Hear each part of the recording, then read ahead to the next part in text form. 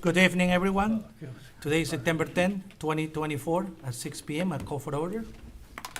Please join me for the Pledge of Allegiance. I pledge Allegiance to the flag of the United States of America and to the republic for which it stands, one nation under God, indivisible, with liberty and justice for all. Madam Clerk, roll call. Supervisor Aliaga. Here. Clerk Newbeck here. Treasurer Brown. Here. Trustee Morocco. Here. Trustee Alamothu. Here. Trustee Ritchie. Here. And Trustee Tedder. Here. We have a quorum. Thank you. I need a motion to approve the agenda. Move to approve the agenda as presented. Support. All those in favor? Aye. Any opposed? Okay. Agenda motion carried. Okay.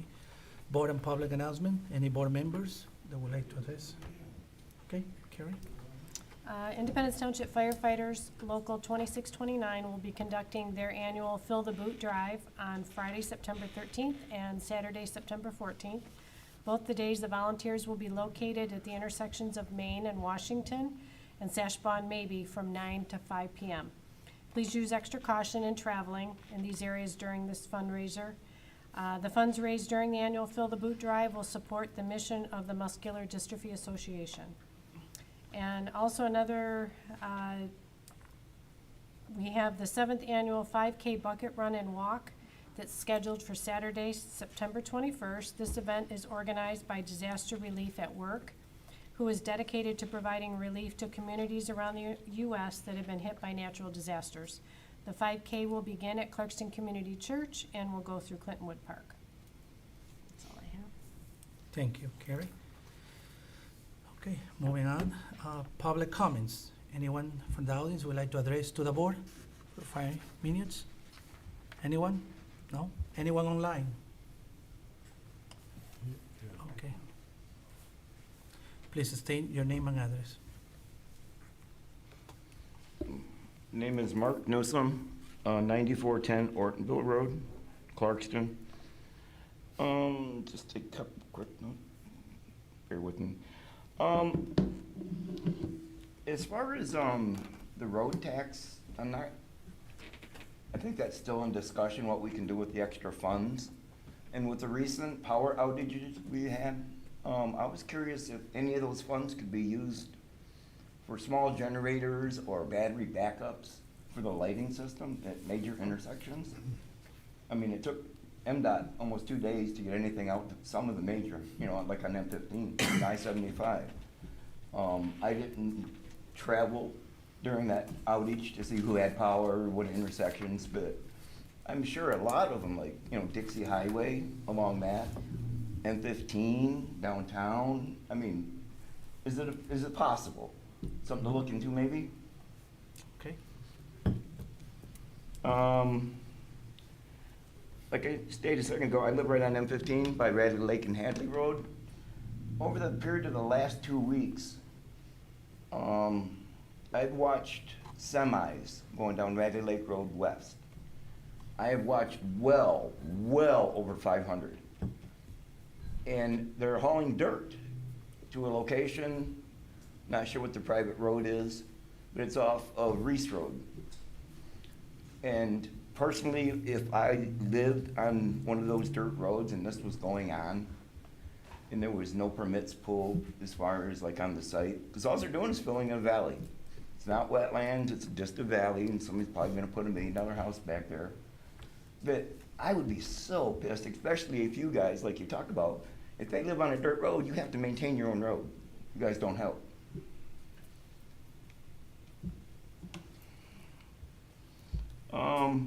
One last thing, just maybe somebody can answer it. Once we're dismissed and you guys are having your closed sessions, can you come out of your closed session and open up business again? We do. You do? Always. So we should stick around?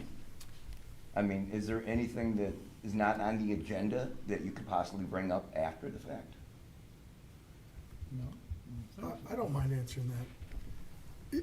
Typically, if we believe there's likelihood of us taking action, we'll normally say something at the meeting. I think it would be very unlikely that we would go to a closed session and come back and take an action that we haven't already tried to communicate we might do. That's Is it, been is pretty it normal. possible? Yes, absolutely. So I needed to know, and all Yes. these people need to know. Yeah, It is, yeah. okay. Thank you. Anyone online? Okay. You have another, John? Oh, all right. Good evening. My name is Mark Lampier. I live in the city of the Village of Clarkston, and I'm also on the city council. As you know, recently, it was discovered that the city had overpaid for the fire and police protection to the township. This has been the case for the last 14 years. In total is approximately about $177,000. You, the board, decided a few meetings ago to pay back a portion of that overpayment. And I guess there's a statute that only allows us to recoup up to 6 years. So you've agreed to pay back $88,000 of approximately $177,000 that we've total overpaid. You know, I think we all can agree that we're all blessed to live in a beautiful community. And I think you could also agree that the city of Clarkston and Independence Township are community neighbors. As you may or may not know, the city of Clarkston runs on a very small budget. It's just over $1 million. And I do believe that yours is over $50 million. I'm in a business where I talk to a lot of people in different areas. And what they all bring up Clarkston, when I tell them I'm from Clarkston, they all talk about the beautiful downtown, what a beautiful downtown we have. They don't bring up that we're gonna be getting a new Meijer. They don't care that there's a McDonald's on Shashabal. They bring up the downtown.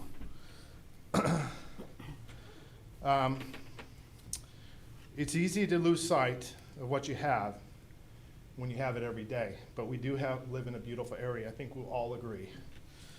We've got Pine Knob, we've got, you know, things like that. So anyway, this mistaken overpayment by the city would be a very big help to us. I would hope that you would reconsider reimbursing us for the full amount that we overpaid. I mean, if you were in a store, you're walking down the store and you see someone maybe drop a bill in the aisleway, and you follow up and you look and there's a $100 bill on the floor, what's the right thing to do? Pick that up and put it in your pocket? Or is it to say, hey ma'am, you just dropped a $100 bill, here, here's your money. Doing the right thing isn't always the easy thing to do, but it is the right thing to do. I hope you'll all at least reconsider repaying the city of Clarkston for what they've totally overpaid. Appreciate your time. Thank you. Anyone online? Okay.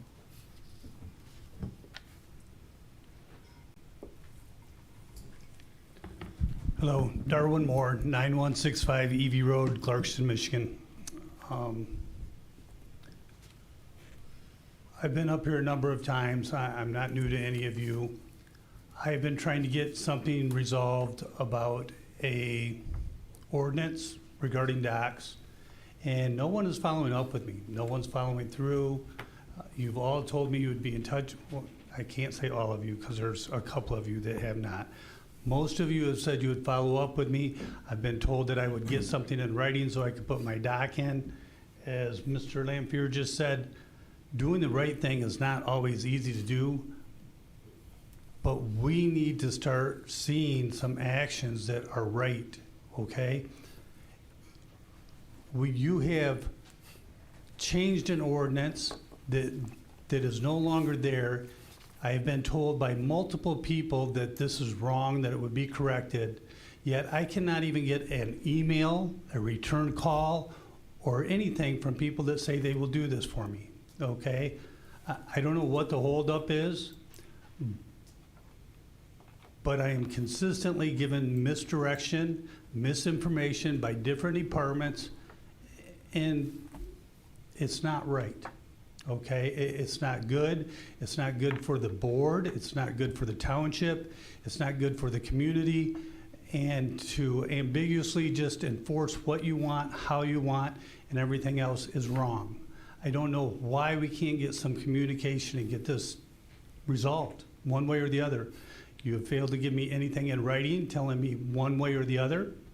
You tell me I have to FOIA information on information I was part of.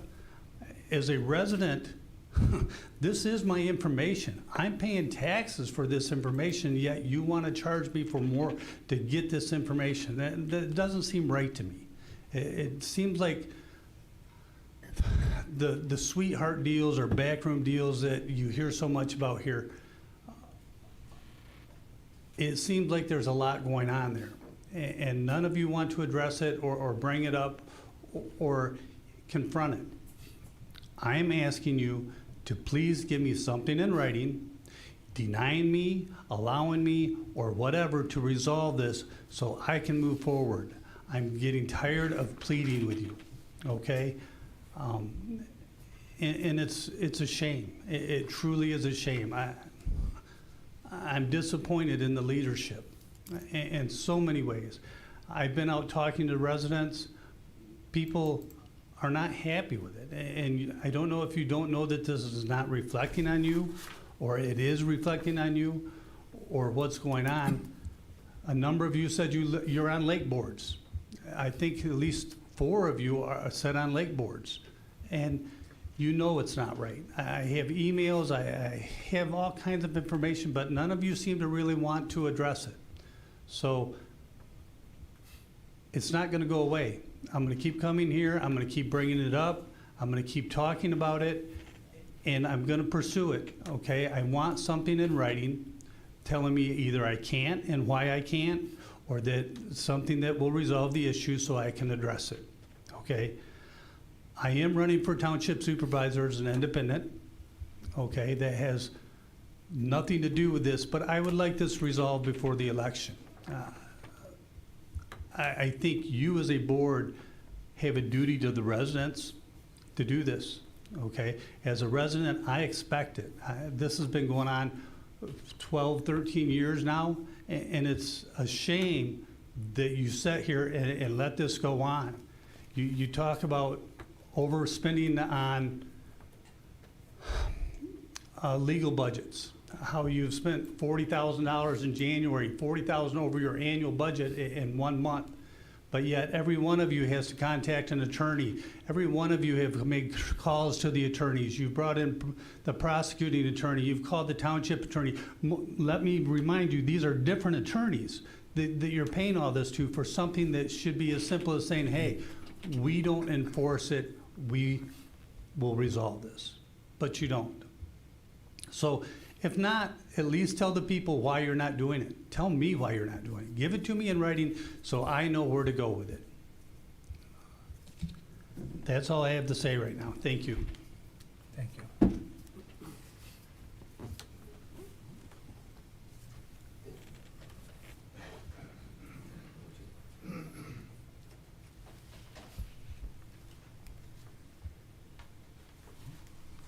Don Tillman, 7755 Newport Drive, Clarkston. There's one question I gotta ask, and I'd like to ask Paul. I know this gentleman is requesting his money, but I'd like to know how much money do we contribute to Clarkston downtown? I mean, as far as the lake frontage they got, I know we spend money on all that. Does Clarkston contribute to that?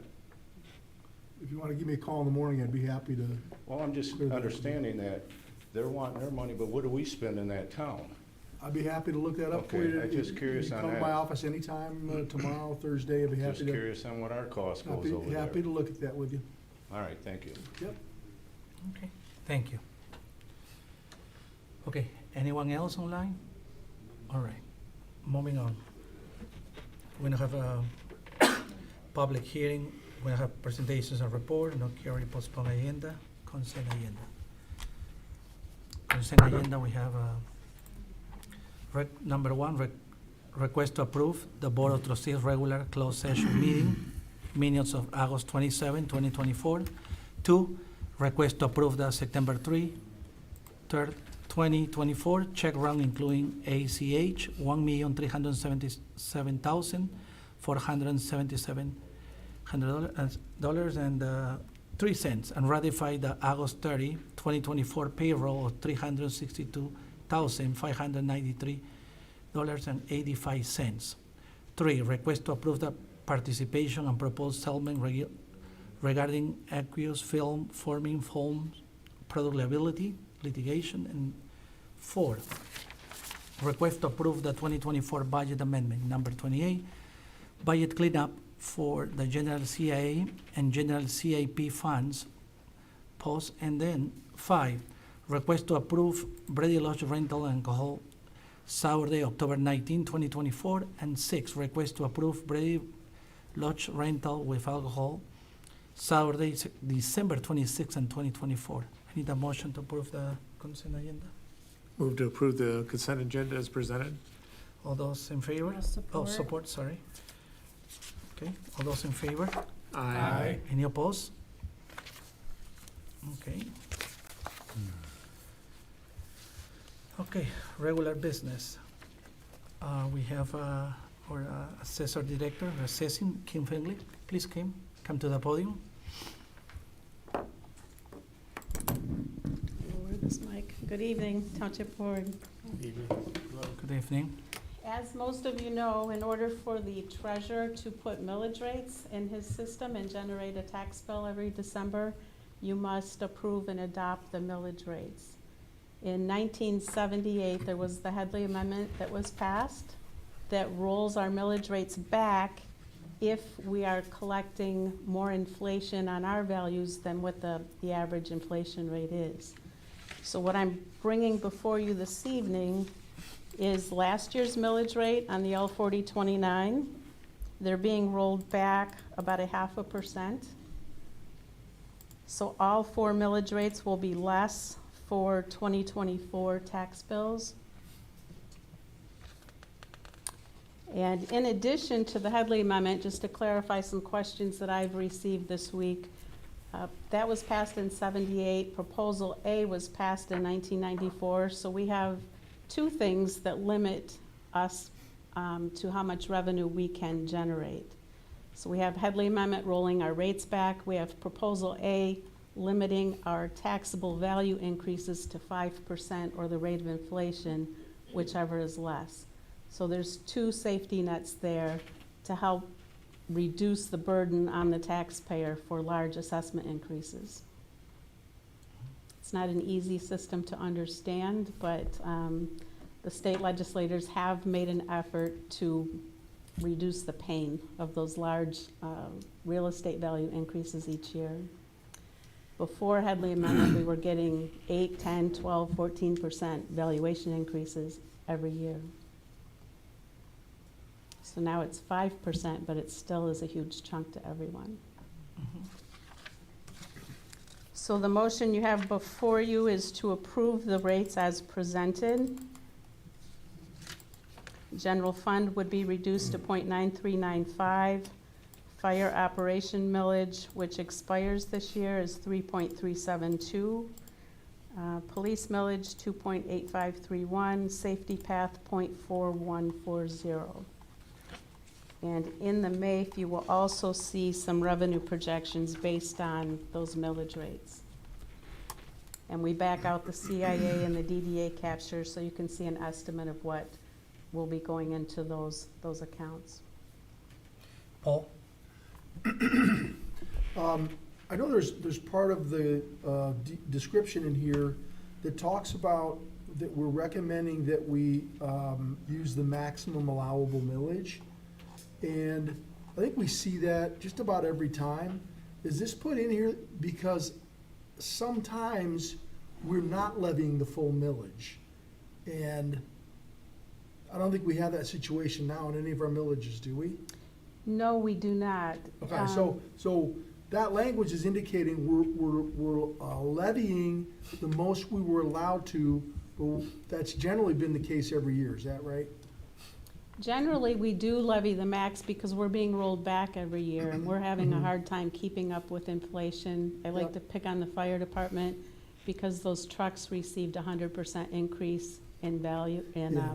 purchase price. I only but- bring it up because it can seem strange to someone seeing that, to understand what are they, what are we saying? So basically, what we're saying by putting in that we're levying the maximum amount is that it is possible for the board to make a decision and say, we're not gonna levy everything you've said we could. We could levy less if we wanted to. This is true. And this is just saying that we're levying what's allowed. So You can I wanna also, make sure I clearly understood that, and I know there's some other folks that wondered about that, so. sure, Ron?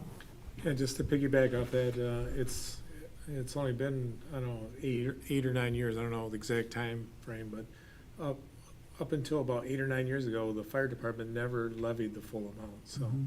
But because of inflation and like say costs on the replacement equipment and everything, they started levying the full amount. It's been that was several years just now. a few but- years ago. Yeah, Yeah, it's not been been that several long. years, but there was a time when we didn't levy the full amount, so. Mhm.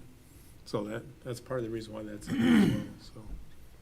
And that maximum allowable language comes right from the calculations for the Headley Amendment rollback. Okay. So they tell us, apply the Headley Amendment factor, reduction fraction, and then this is the maximum allowable that you can collect, Thank you. okay? Thanks. Ron? Is the millage that was just voted on for the fire department, is that, then that'll start with next year's taxes? December 1 of '25, the new Okay. fire millage will kick in.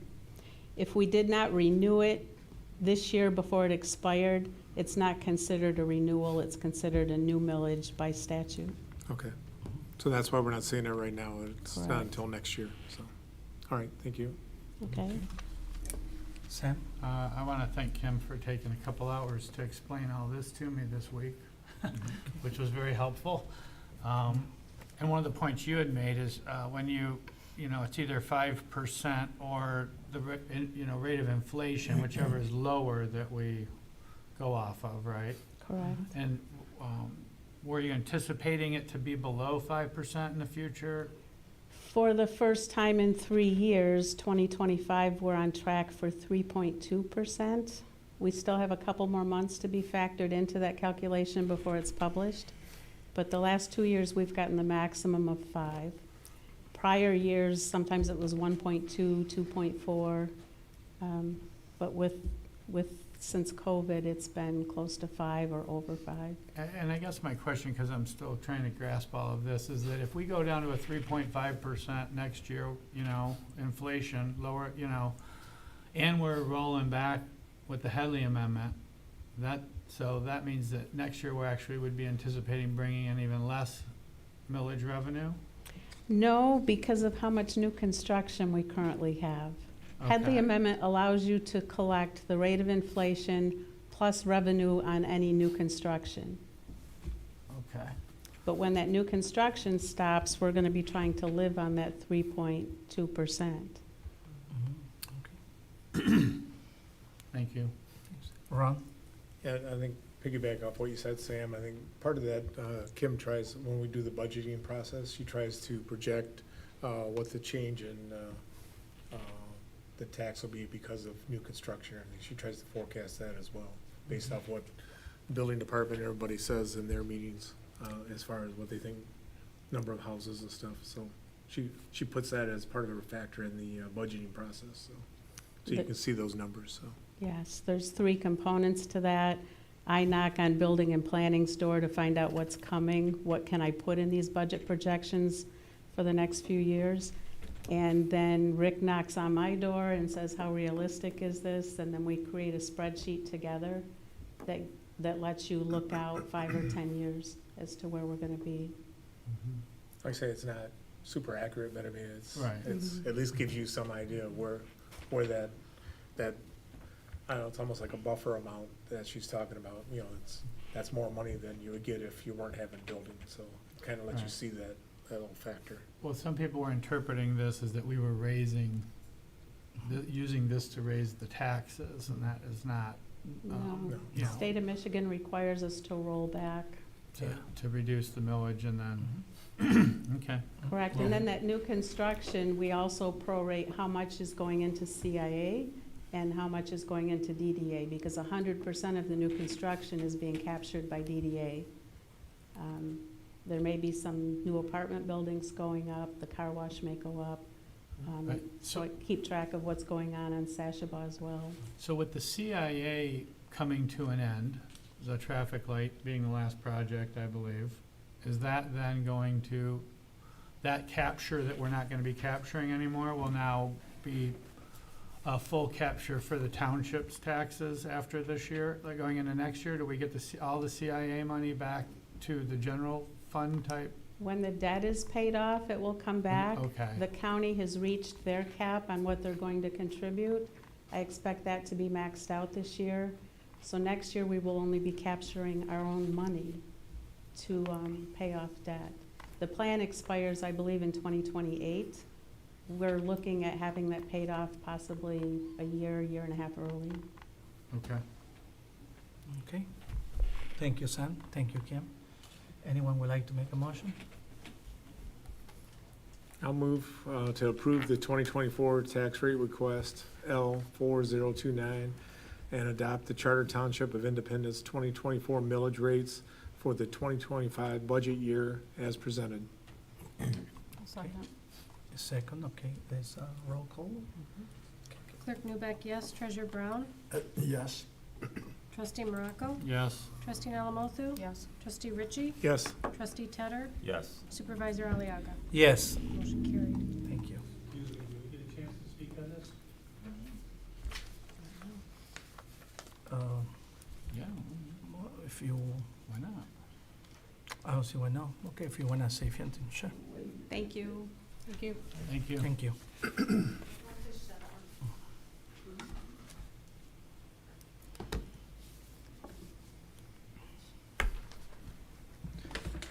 Thank you again, Darwin Moore, 9165 Evie. Just for clarification, what is CIA? The Career Improving Authority for Sashaba, right here. I'm sorry, it's what? Corridor Improvement Authority. I'm sorry, Jose, I didn't get the first.